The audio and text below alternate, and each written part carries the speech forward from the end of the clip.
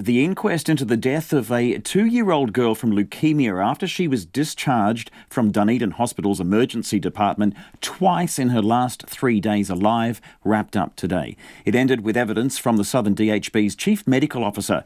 Hinehana Mausii died in September 2013, just hours after being sent home. Our Otago Southland reporter Timothy Brown spoke to her mother, Tracy Elvins, following the inquest. She had so much energy and love, and she was real clever, and I suppose all parents say that about their children, but Hinehana was amazing. Yeah, I miss her every minute of every day. That's Tracy Elvins describing the light of her life, her only child, Hinehana Mausii. Hinehana died in Miss Elvins' home on September the 29th, 2013, less than 2 months shy of her 3rd birthday. The bubbly, precocious child had not been herself that week, and when she woke up screaming after midnight on Friday, September the 27th, Ms. Elvins took her daughter to the emergency department.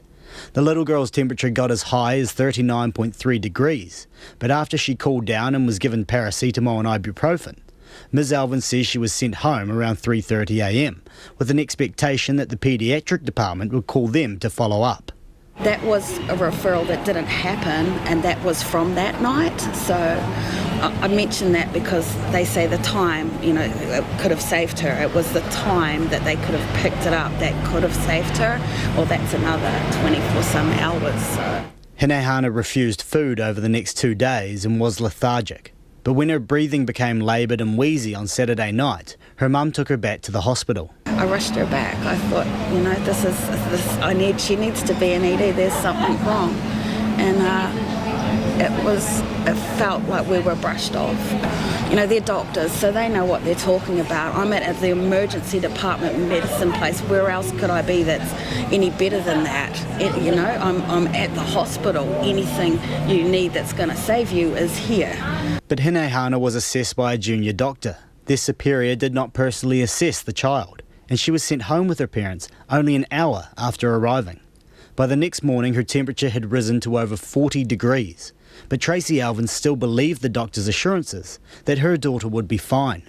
Within hours, she stopped breathing, and despite being rushed to ED by an ambulance, she died. Miss Elvins says she now faces the guilt of not fighting those doctors, of not knowing what she couldn't possibly have known, that her daughter had undiagnosed acute myeloid leukemia.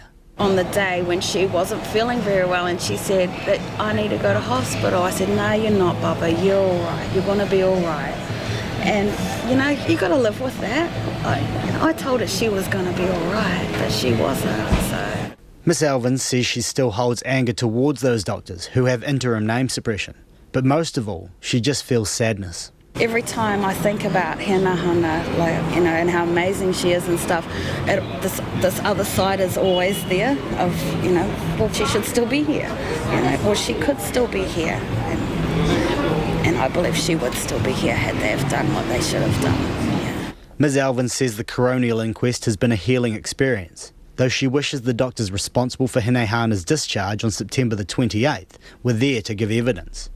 Coroner Bridget Winley has reserved her findings, and they are expected in the next few months. In Dunedin, for Checkpoint, Timothy Brown.